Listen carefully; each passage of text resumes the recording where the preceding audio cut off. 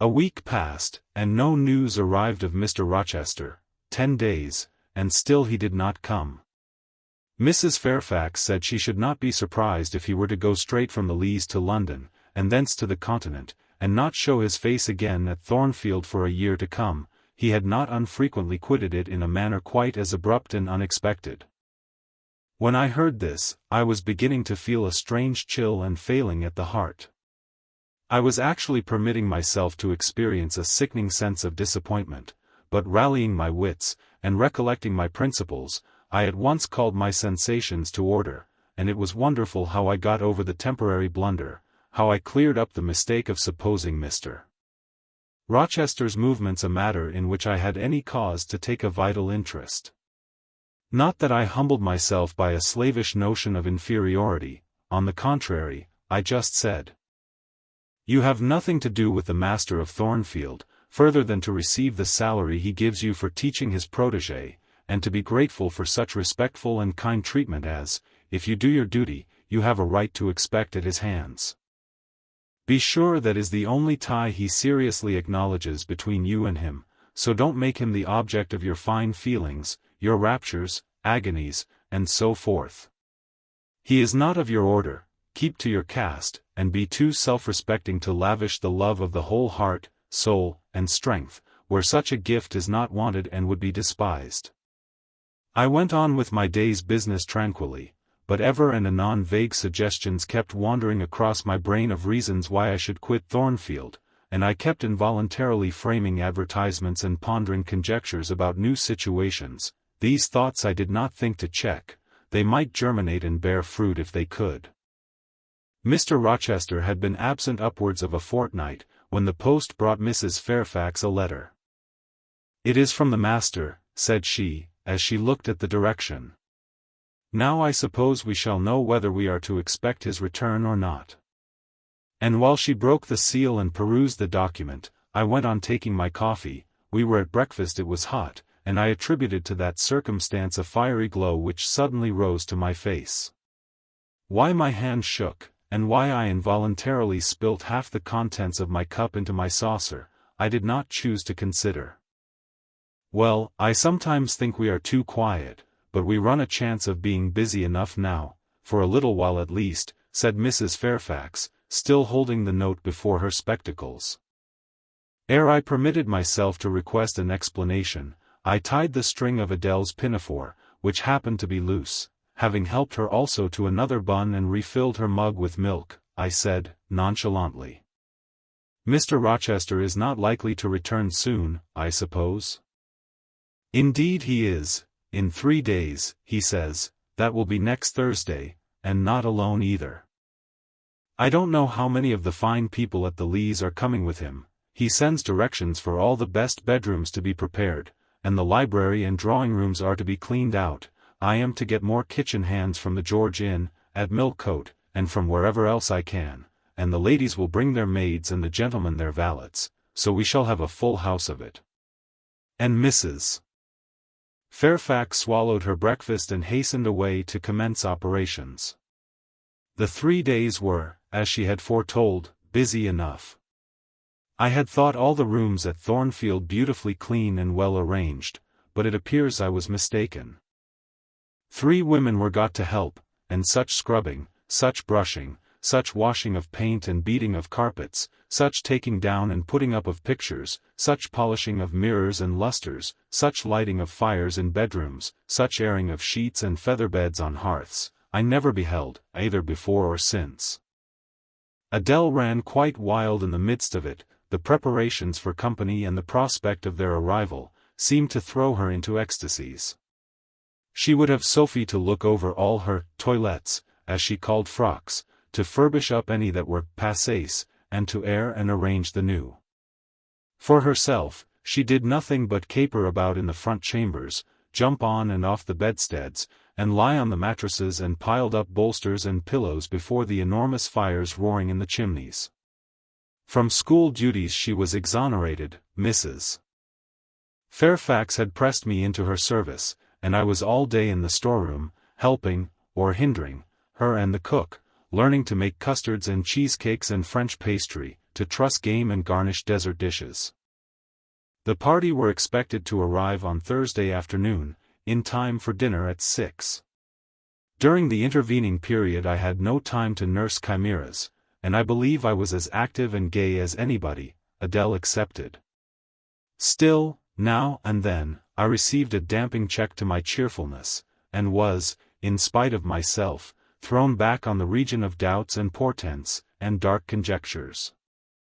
This was when I chanced to see the third-story staircase door, which of late had always been kept locked, open slowly, and give passage to the form of Grace Poole, in prim cap, white apron, and handkerchief, when I watched her glide along the gallery, her quiet tread muffled in a list slipper, when I saw her look into the bustling, topsy-turvy bedrooms, just say a word, perhaps, to the charwoman about the proper way to polish a grate, or clean a marble mantelpiece, or take stains from papered walls, and then pass on. She would thus descend to the kitchen once a day, eat her dinner, smoke a moderate pipe on the hearth, and go back, carrying her pot of porter with her, for her private solace, in her own gloomy, upper haunt. Only 1 hour in the 24 did she pass with her fellow servants below, all the rest of her time was spent in some low-ceiled, oaken chamber of the second story. There she sat and sewed, and probably laughed drearily to herself, as companionless as a prisoner in his dungeon.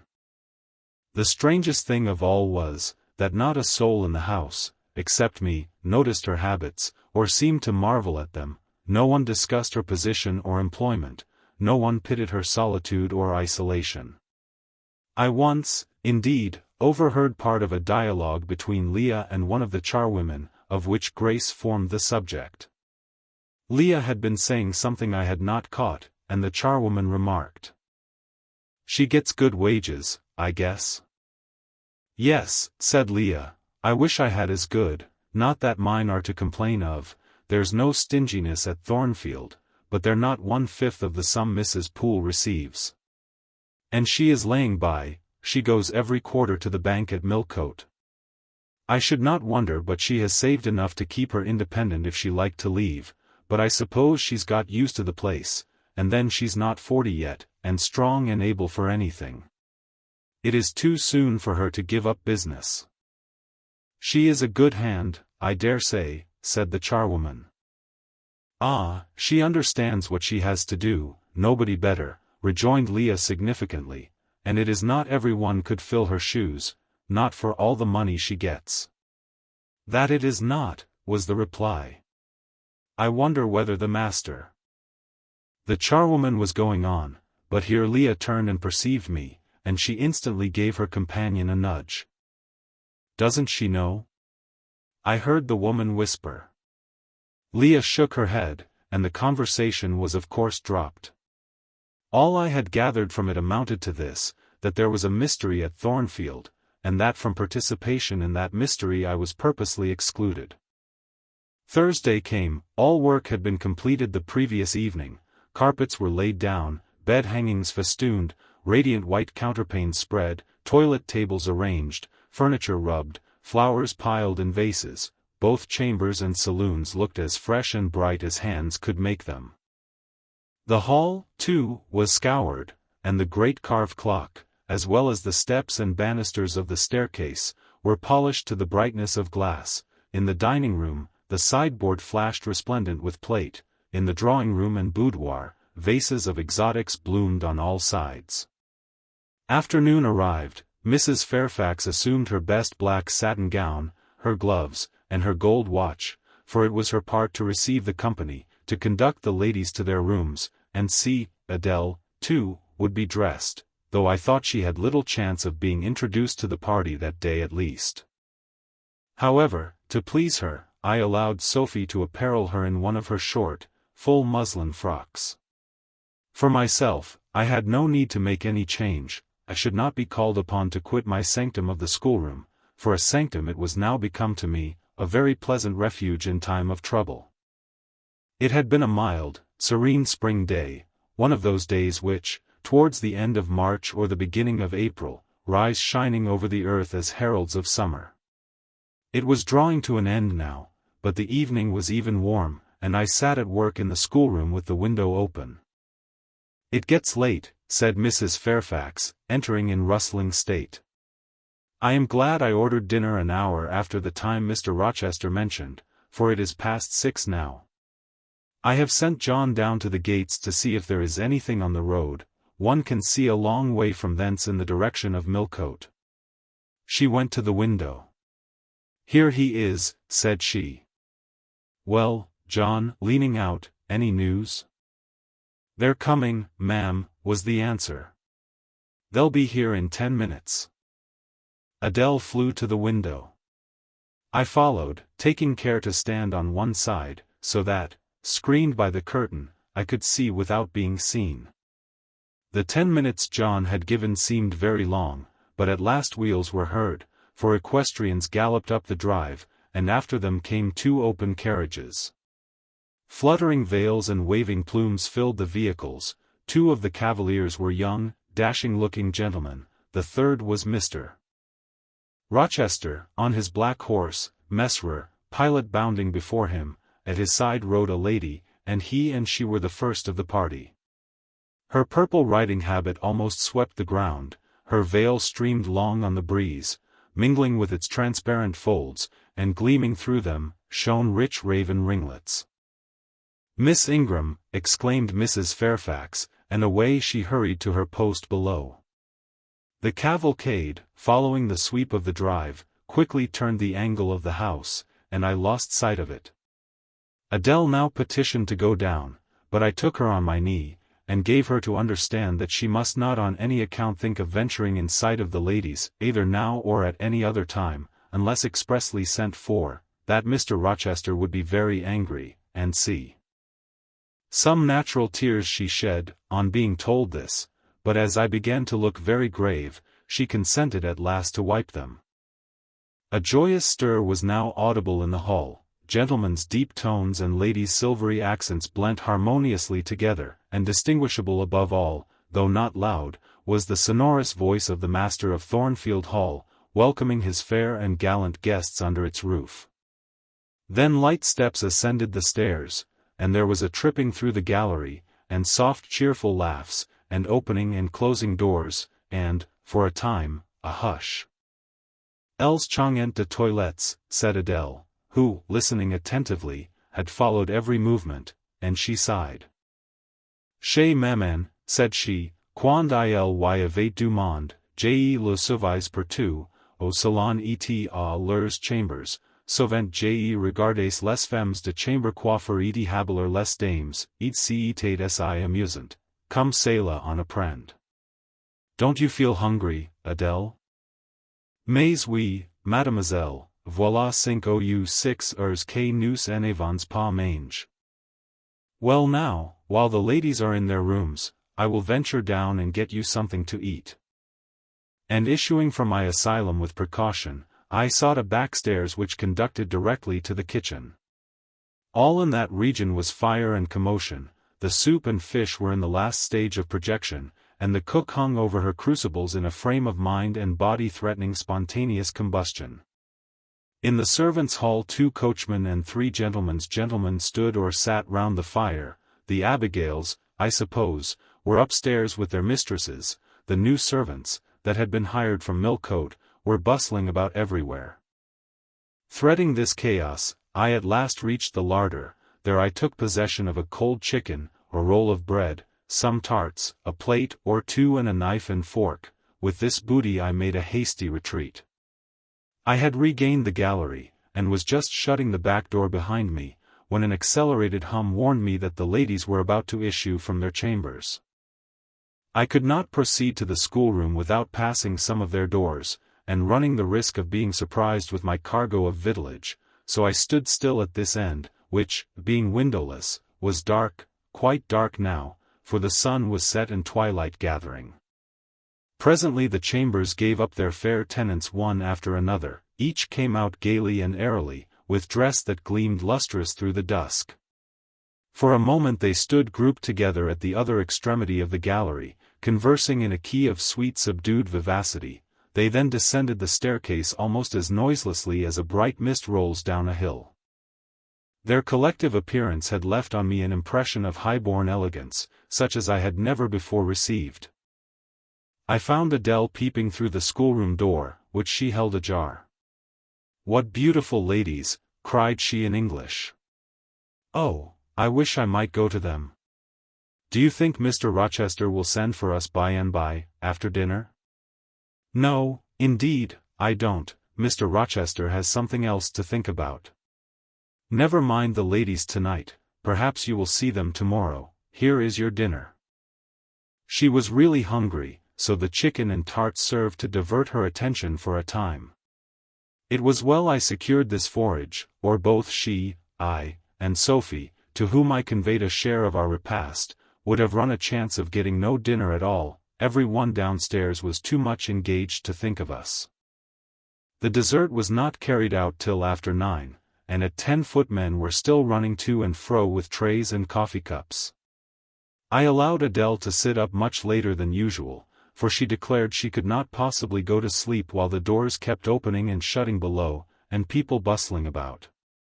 Besides, she added, a message might possibly come from Mr. Rochester when she was undressed, et alors quel dommage. I told her stories as long as she would listen to them, and then for a change I took her out into the gallery. The hall lamp was now lit, and it amused her to look over the balustrade and watch the servants passing backwards and forwards. When the evening was far advanced, a sound of music issued from the drawing-room, whither the piano had been removed. Adele and I sat down on the top step of the stairs to listen. Presently a voice blent with the rich tones of the instrument. It was a lady who sang, and very sweet her notes were. The solo over, a duet followed, and then a glee. A joyous conversational murmur filled up the intervals. I listened long. Suddenly I discovered that my ear was wholly intent on analyzing the mingled sounds, and trying to discriminate amidst the confusion of accents those of Mr. Rochester, and when it caught them, which it soon did, it found a further task in framing the tones, rendered by distance inarticulate, into words. The clock struck 11. I looked at Adele, whose head leant against my shoulder. Her eyes were waxing heavy, so I took her up in my arms and carried her off to bed. It was near 1 before the gentlemen and ladies sought their chambers. The next day was as fine as its predecessor. It was devoted by the party to an excursion to some site in the neighborhood. They set out early in the forenoon, some on horseback, the rest in carriages.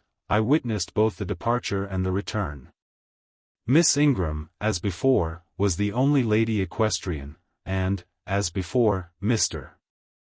Rochester galloped at her side. The two rode a little apart from the rest. I pointed out this circumstance to Mrs. Fairfax, who was standing at the window with me. "You said it was not likely they should think of being married," said I, "but you see Mr. Rochester evidently prefers her to any of the other ladies." "Yes, I dare say, no doubt he admires her." "And she him," I added. "Look how she leans her head towards him as if she were conversing confidentially. I wish I could see her face. I have never had a glimpse of it yet." "You will see her this evening," answered Mrs. Fairfax. I happened to remark to Mr. Rochester how much Adele wished to be introduced to the ladies, and he said, "Oh, let her come into the drawing-room after dinner, and request Miss Eyre to accompany her." "Yes, he said that from mere politeness. I need not go, I am sure," I answered. "Well, I observed to him that as you were unused to company, I did not think you would like appearing before so gay a party, all strangers, and he replied, in his quick way, 'Nonsense. If she objects, tell her it is my particular wish, and if she resists, say I shall come and fetch her in case of contumacy.' I will not give him that trouble," I answered. "I will go, if no better may be, but I don't like it." "Shall you be there, Mrs. Fairfax?" "No," I pleaded off, and he admitted my plea. "I'll tell you how to manage so as to avoid the embarrassment of making a formal entrance, which is the most disagreeable part of the business. You must go into the drawing-room while it is empty, before the ladies leave the dinner table. Choose your seat in any quiet nook you like. You need not stay long after the gentlemen come in, unless you please, just let Mr. Rochester see you are there and then slip away, nobody will notice you. Will these people remain long, do you think? Perhaps 2 or 3 weeks, certainly not more. After the Easter recess, Sir George Lynn, who was lately elected member for Millcote, will have to go up to town and take his seat. I dare say Mr. Rochester will accompany him. It surprises me that he has already made so protracted a stay at Thornfield. It was with some trepidation that I perceived the hour approach when I was to repair with my charge to the drawing-room. Adele had been in a state of ecstasy all day, after hearing she was to be presented to the ladies in the evening, and it was not till Sophie commenced the operation of dressing her that she sobered down.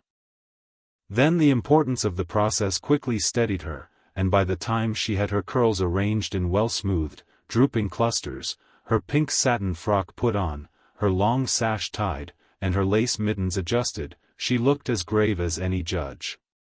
No need to warn her not to disarrange her attire. When she was dressed, she sat demurely down in her little chair, taking care previously to lift up the satin skirt for fear she should crease it, and assured me she would not stir thence till I was ready. This I quickly was. My best dress, the silver-grey one, purchased for Miss Temple's wedding, and never worn since, was soon put on, my hair was soon smoothed, my sole ornament, the pearl brooch, soon assumed. We descended.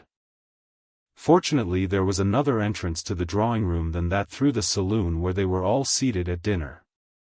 We found the apartment vacant, a large fire burning silently on the marble hearth, and wax candles shining in bright solitude, amid the exquisite flowers with which the tables were adorned. The crimson curtain hung before the arch. Slight as was the separation this drapery formed from the party in the adjoining saloon, they spoke in so low a key that nothing of their conversation could be distinguished beyond a soothing murmur. Adele, who appeared to be still under the influence of a most solemnizing impression, sat down, without a word, on the footstool I pointed out to her. I retired to a window seat, and taking a book from a table near, endeavored to read. Adele brought her stool to my feet. Ere long she touched my knee. What is it, Adele? Est-ce que je ne peux pas prendre un seul de ces fleurs magnifiques, mademoiselle? Seulement pour compléter ma toilette. You think too much of your toilette, Adele, but you may have a flower. And I took a rose from a vase and fastened it in her sash. She sighed a sigh of ineffable satisfaction, as if her cup of happiness were now full. I turned my face away to conceal a smile I could not suppress. There was something ludicrous as well as painful in the little Parisienne's earnest and innate devotion to matters of dress. A soft sound of rising now became audible. The curtain was swept back from the arch. Through it appeared the dining-room, with its lit lustre pouring down light on the silver and glass of a magnificent dessert service covering a long table. A band of ladies stood in the opening. They entered, and the curtain fell behind them. There were but 8, yet, somehow, as they flocked in, they gave the impression of a much larger number. Some of them were very tall, many were dressed in white, and all had a sweeping amplitude of array that seemed to magnify their persons as a mist magnifies the moon. I rose and curtsied to them. 1 or 2 bent their heads in return, the others only stared at me. They dispersed about the room, reminding me, by the lightness and buoyancy of their movements, of a flock of white plumy birds. Some of them threw themselves in half-reclining positions on the sofas and ottomans, some bent over the tables and examined the flowers and books, the rest gathered in a group round the fire, all talked in a low but clear tone which seemed habitual to them. I knew their names afterwards, and may as well mention them now. First, there was Mrs. Eshton and 2 of her daughters. She had evidently been a handsome woman, and was well preserved still. Of her daughters, the eldest, Amy, was rather little, naive, and childlike in face and manner, and piquant in form. Her white muslin dress and blue sash became her well. The second, Louisa, was taller and more elegant in figure, with a very pretty face, of that order the French term minois chiffon. Both sisters were fair as lilies. Lady Lynn was a large and stout personage of about 40, very erect, very haughty-looking, richly dressed in a satin robe of changeful sheen. Her dark hair shone glossily under the shade of an azure plume, and within the circlet of a band of gems. Mrs. Colonel Dent was less showy, but, I thought, more ladylike. She had a slight figure, a pale, gentle face, and fair hair. Her black satin dress, her scarf of rich foreign lace, and her pearl ornaments, pleased me better than the rainbow radiance of the titled dame. But the three most distinguished, partly, perhaps, because the tallest figures of the band, were the Dowager Lady Ingram and her daughters, Blanche and Mary. They were all three of the loftiest stature of women. The Dowager might be between 40 and 50, her shape was still fine, her hair, by candlelight at least, still black, her teeth, too, were still apparently perfect. Most people would have termed her a splendid woman of her age, and so she was, no doubt, physically speaking, but then there was an expression of almost insupportable haughtiness in her bearing and countenance. She had Roman features and a double chin, disappearing into a throat like a pillar. These features appeared to me not only inflated and darkened, but even furrowed with pride, and the chin was sustained by the same principle, in a position of almost preternatural erectness. She had, likewise, a fierce and a hard eye. It reminded me of Mrs. Reed's. She mouthed her words in speaking, her voice was deep, its inflections very pompous, very dogmatical, very intolerable, in short. A crimson velvet robe, and a shawl turban of some gold-wrought Indian fabric, invested her, I suppose she thought, with a truly imperial dignity. Blanche and Mary were of equal stature, straight and tall as poplars. Mary was too slim for her height, but Blanche was molded like a Dienne. I regarded her, of course, with special interest. First, I wished to see whether her appearance accorded with Mrs. Fairfax's description, secondly, whether it at all resembled the fancy miniature I had painted of her, and thirdly, it will out, whether it were such as I should fancy likely to suit Mr. Rochester's taste. As far as person went, she answered point for point, both to my picture and Mrs. Fairfax's description. The noble bust, the sloping shoulders, the graceful neck, the dark eyes and black ringlets were all there, but her face? Her face was like her mother's, a youthful unfurrowed likeness, the same low brow, the same high features, the same pride. It was not, however, so saturnine a pride. She laughed continually, her laugh was satirical, and so was the habitual expression of her arched and haughty lip. Genius is said to be self-conscious. I cannot tell whether Miss Ingram was a genius, but she was self-conscious, remarkably self-conscious indeed. She entered into a discourse on botany with the gentle Mrs. Dent. It seemed Mrs. Dent had not studied that science, though, as she said, she liked flowers, especially wild ones. Miss Ingram had, and she ran over its vocabulary with an air. I presently perceived she was, what is vernacularly termed, trailing Mrs. Dent, that is, playing on her ignorance. Her trail might be clever, but it was decidedly not good-natured. She played, her execution was brilliant, she sang, her voice was fine, she talked French apart to her mamma, and she talked it well, with fluency and with a good accent. Mary had a milder and more open countenance than Blanche, softer features too, and a skin some shades fairer. Miss Ingram was dark as a Spaniard, but Mary was deficient in life, her face lacked expression, her eye luster, she had nothing to say, and having once taken her seat, remained fixed like a statue in its niche. The sisters were both attired in spotless white. And did I now think Miss Ingram such a choice as Mr. Rochester would be likely to make? I could not tell, I did not know his taste in female beauty. If he liked the majestic, she was the very type of majesty, then she was accomplished, sprightly. Most gentlemen would admire her, I thought, and that he did admire her, I already seemed to have obtained proof. To remove the last shade of doubt, it remained but to see them together. You are not to suppose, reader, that Adele has all this time been sitting motionless on the stool at my feet. No, when the ladies entered, she rose, advanced to meet them, made a stately reverence, and said with gravity, "Bonjour, mesdames." And Miss Ingram had looked down at her with a mocking air, and exclaimed, "Oh, what a little puppet." Lady Lynn had remarked, "It is Mr. Rochester's ward, I suppose, the little French girl he was speaking of." Mrs. Dent had kindly taken her hand, and given her a kiss. Amy and Louisa Eshton had cried out simultaneously, "What a love of a child!"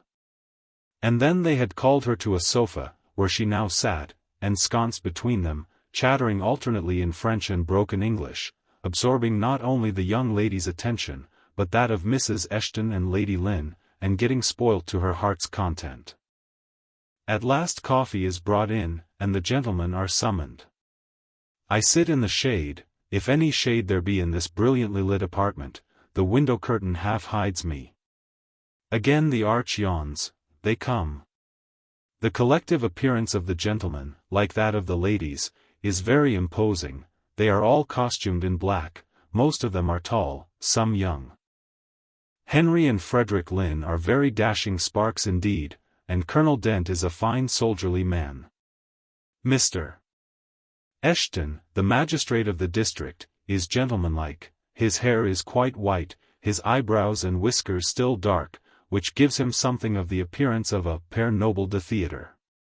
Lord Ingram, like his sisters, is very tall. Like them, also, he is handsome, but he shares Mary's apathetic and listless look. He seems to have more length of limb than vivacity of blood or vigor of brain. And where is Mr. Rochester? He comes in last. I am not looking at the arch, yet I see him enter. I try to concentrate my attention on those netting needles, on the meshes of the purse I am forming. I wish to think only of the work I have in my hands, to see only the silver beads and silk threads that lie in my lap, whereas, I distinctly behold his figure, and I inevitably recall the moment when I last saw it, just after I had rendered him, what he deemed, an essential service, and he, holding my hand, and looking down on my face, surveyed me with eyes that revealed a heart full and eager to overflow, in whose emotions I had a part. How near had I approached him at that moment? What had occurred since, calculated to change his and my relative positions? Yet now, how distant, how far estranged we were. So far estranged, that I did not expect him to come and speak to me. I did not wonder, when, without looking at me, he took a seat at the other side of the room, and began conversing with some of the ladies. No sooner did I see that his attention was riveted on them, and that I might gaze without being observed, than my eyes were drawn involuntarily to his face. I could not keep their lids under control. They would rise, and the irids would fix on him. I looked, and had an acute pleasure in looking, a precious yet poignant pleasure, pure gold, with a steely point of agony, a pleasure like what the thirst-perishing man might feel who knows the well to which he has crept is poisoned, yet stoops and drinks divine draughts nevertheless. Most true is it that beauty is in the eye of the gazer. My master's colorless, olive face, square, massive brow, broad and jetty eyebrows, deep eyes, strong features, firm, grim mouth, all energy, decision, will, were not beautiful, according to rule, but they were more than beautiful to me. They were full of an interest, an influence that quite mastered me, that took my feelings from my own power and fettered them in his. I had not intended to love him. The reader knows I had wrought hard to extirpate from my soul the germs of love there detected, and now, at the first renewed view of him, they spontaneously arrived, green and strong. He made me love him without looking at me. I compared him with his guests. What was the gallant grace of the Lynns, the languid elegance of Lord Ingram, even the military distinction of Colonel Dent, contrasted with his look of native pith and genuine power? I had no sympathy in their appearance, their expression, yet I could imagine that most observers would call them attractive, handsome, imposing, while they would pronounce Mr. Rochester at once harsh-featured and melancholy-looking. I saw them smile, laugh. It was nothing. the light of the candles had as much soul in it as their smile, the tinkle of the bell as much significance as their laugh. I saw Mr. Rochester smile, his stern features softened, his eye grew both brilliant and gentle, its ray both searching and sweet. He was talking, at the moment, to Louisa and Amy Eshton. I wondered to see them receive with calm that look which seemed to me so penetrating. I expected their eyes to fall, their color to rise under it, yet I was glad when I found they were in no sense moved. He is not to them what he is to me, I thought, he is not of their kind. I believe he is of mine, I am sure he is, I feel akin to him, I understand the language of his countenance and movements, though rank and wealth sever us widely, I have something in my brain and heart, in my blood and nerves, that assimilates me mentally to him. Did I say, a few days since, that I had nothing to do with him but to receive my salary at his hands? Did I forbid myself to think of him in any other light than as a paymaster? Blasphemy against nature. Every good, true, vigorous feeling I have gathers impulsively round him. I know I must conceal my sentiments, I must smother hope, I must remember that he cannot care much for me. For when I say that I am of his kind, I do not mean that I have his force to influence, and his spell to attract, I mean only that I have certain tastes and feelings in common with him. I must, then, repeat continually that we are forever sundered, and yet, while I breathe and think, I must love him. Coffee is handed. The ladies, since the gentlemen entered, have become lively as larks, conversation waxes brisk and merry. Colonel Dent and Mr. Eshton argue on politics, their wives listen. The two proud dowagers, Lady Lynn and Lady Ingram, confabulate together. Sir George, whom, by the by, I have forgotten to describe, a very big, and very fresh-looking country gentleman, stands before their sofa, coffee-cup in hand, and occasionally puts in a word. Mr. Frederick Lynn has taken a seat beside Mary Ingram, and is showing her the engravings of a splendid volume. She looks, smiles now and then, but apparently says little. The tall and phlegmatic Lord Ingram leans with folded arms on the chair-back of the little and lively Amy Eshton. She glances up at him, and chatters like a wren. She likes him better than she does Mr. Rochester. Henry Lynn has taken possession of an ottoman at the feet of Louisa. Adele shares it with him. He is trying to talk French with her, and Louisa laughs at his blunders. With whom will Blanche Ingram pair? She is standing alone at the table, bending gracefully over an album. She seems waiting to be sought, but she will not wait too long. She herself selects a mate.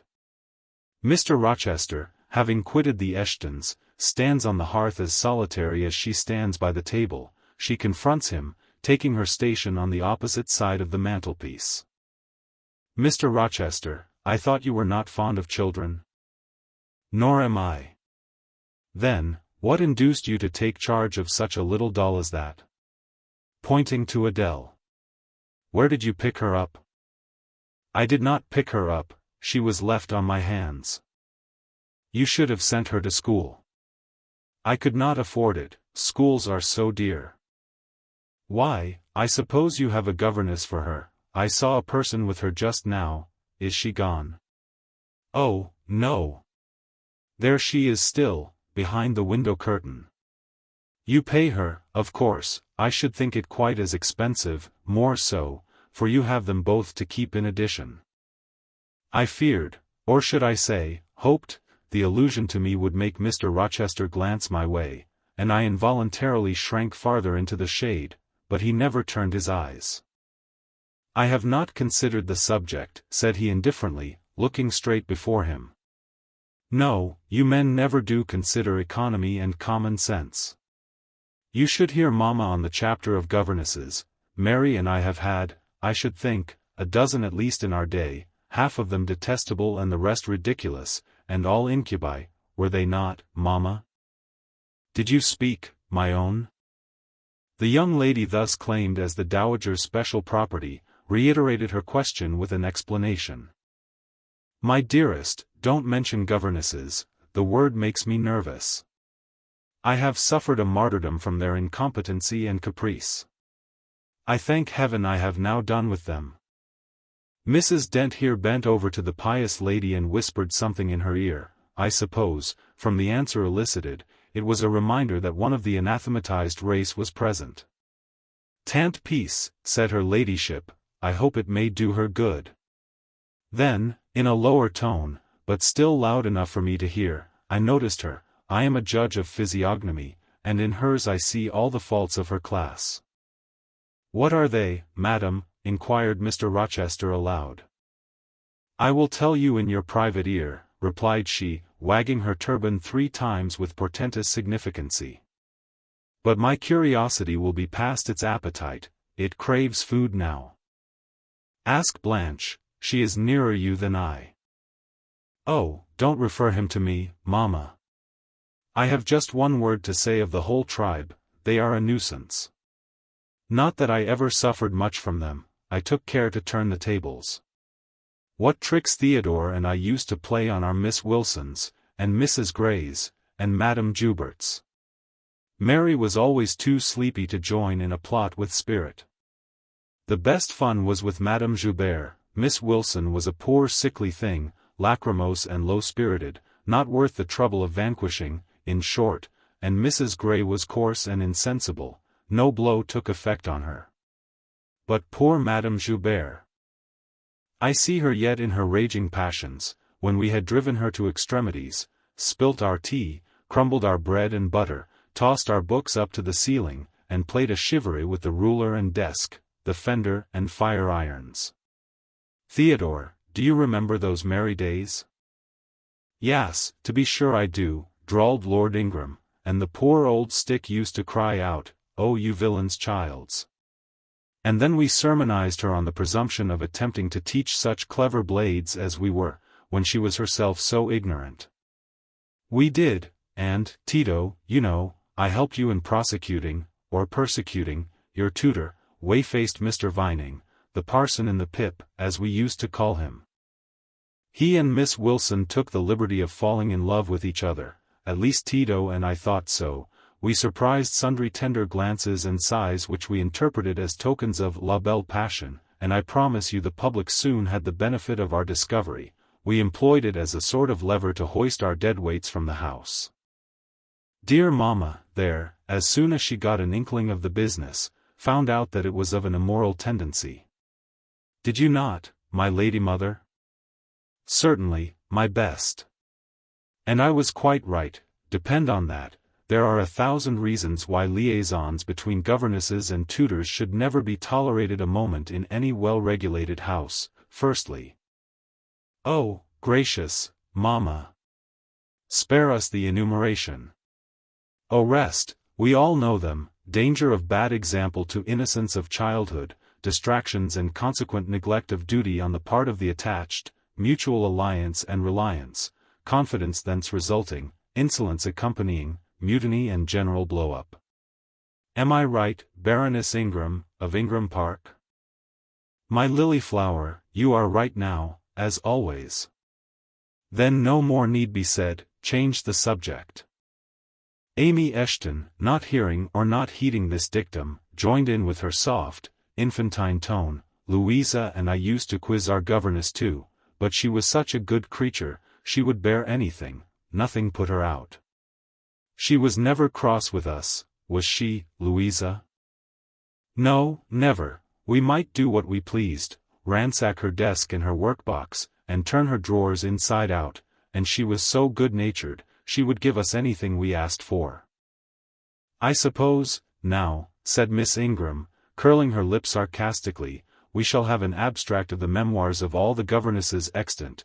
In order to avert such a visitation, I again move the introduction of a new topic. Mr. Rochester, do you second my motion?" "Madam, I support you on this point, as on every other." "Then on me be the onus of bringing it forward. Signor Eduardo, are you in voice tonight?" "Donna Bianca, if you command it, I will be." "Then, Signor, I lay on you my sovereign behest to furbish up your lungs and other vocal organs, as they will be wanted on my royal service. Who would not be the Rizzio of so divine a Mary?" "A fig for Rizzio, cried she, tossing her head with all its curls, as she moved to the piano. It is my opinion the fiddler David must have been an insipid sort of fellow. I like Black Bothwell better. To my mind a man is nothing without a spice of the devil in him, and history may say what it will of James Hepburn, but I have a notion, he was just the sort of wild, fierce, bandit hero whom I could have consented to gift with my hand. Gentlemen, you hear. Now which of you most resembles Bothwell? Cried Mr. Rochester. I should say the preference lies with you, responded Colonel Dent. On my honor, I am much obliged to you, was the reply. Miss Ingram, who had now seated herself with proud grace at the piano, spreading out her snowy robes in queenly amplitude, commenced a brilliant prelude, talking meantime. She appeared to be on her high horse tonight. Both her words and her air seemed intended to excite not only the admiration, but the amazement of her auditors. She was evidently bent on striking them as something very dashing and daring indeed. "Oh, I am so sick of the young men of the present day," exclaimed she, rattling away at the instrument. "Poor, puny things, not fit to stir a step beyond Papa's park gates, nor to go even so far without Mamma's permission and guardianship. Creatures so absorbed in care about their pretty faces, and their white hands, and their small feet, as if a man had anything to do with beauty. As if loveliness were not the special prerogative of woman, her legitimate appanage and heritage. I grant an ugly woman is a blot on the fair face of creation, but as to the gentlemen, let them be solicitous to possess only strength and valor, let their motto be, hunt, shoot, and fight, the rest is not worth a fillip. Such should be my device, were I a man. Whenever I marry," she continued after a pause which none interrupted, "I am resolved my husband shall not be a rival, but a foil to me. I will suffer no competitor near the throne, I shall exact an undivided homage, his devotions shall not be shared between me and the shape he sees in his mirror. Mr. Rochester, now sing, and I will play for you." "I am all obedience," was the response. "Here then is a Corsair song. Know that I dote on Corsairs, and for that reason, sing it con spirito." Commands from Miss Ingram's lips would put spirit into a mug of milk and water. "Take care, then, if you don't please me, I will shame you by showing how such things should be done. That is offering a premium on incapacity. I shall now endeavor to fail. Gardez-vous en bien. If you err wilfully, I shall devise a proportionate punishment. Miss Ingram ought to be clement, for she has it in her power to inflict a chastisement beyond mortal endurance." "Ha! Explain," commanded the lady. "Pardon me, madam, no need of explanation. Your own fine sense must inform you that one of your frowns would be a sufficient substitute for capital punishment." "Sing," said she, and again touching the piano, she commenced an accompaniment in spirited style. Now is my time to slip away, thought I, but the tones that then severed the air arrested me. Mrs. Fairfax had said Mr. Rochester possessed a fine voice. He did, a mellow, powerful bass, into which he threw his own feeling, his own force, finding a way through the ear to the heart, and their waking sensation strangely. I waited till the last deep and full vibration had expired, till the tide of talk, checked an instant, had resumed its flow. I then quitted my sheltered corner and made my exit by the side door, which was fortunately near. Thence a narrow passage led into the hall. In crossing it, I perceived my sandal was loose. I stopped to tie it, kneeling down for that purpose on the mat at the foot of the staircase. I heard the dining-room door unclose. A gentleman came out. Rising hastily, I stood face to face with him. It was Mr. Rochester. "How do you do?" he asked. "I am very well, sir." "Why did you not come and speak to me in the room?" I thought I might have retorted the question on him who put it, but I would not take that freedom. I answered, "I did not wish to disturb you, as you seemed engaged, sir." "What have you been doing during my absence?" "Nothing particular, teaching Adele as usual." And getting a good deal paler than you were, as I saw at first sight. What is the matter? Nothing at all, sir. Did you take any cold that night you half drowned me? Not the least. Return to the drawing room, you are deserting too early. I am tired, sir. He looked at me for a minute. And a little depressed, he said. What about? Tell me. Nothing, sir. I am not depressed. But I affirm that you are, so much depressed that a few more words would bring tears to your eyes. Indeed, they are there now, shining and swimming, and a bead has slipped from the lash and fallen onto the flag. If I had time, and was not in mortal dread of some prating prig of a servant passing, I would know what all this means. Well, tonight I excuse you, but understand that so long as my visitors stay, I expect you to appear in the drawing-room every evening. It is my wish, don't neglect it. Now go, and send Sophie for Adele. Good night, he stopped, bit his lip, and abruptly left me.